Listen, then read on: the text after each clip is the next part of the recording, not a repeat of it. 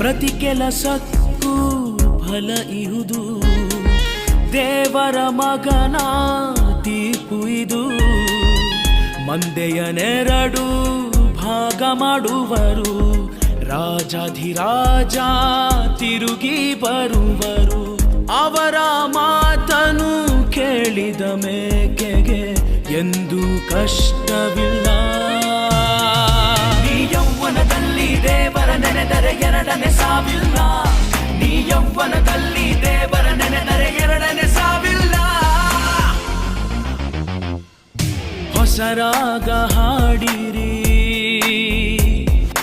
ಯೌವನ ಅರಳುವಾಗ, ಮನದ ಕನಸುಗಳು ನನಸಾಗುವು.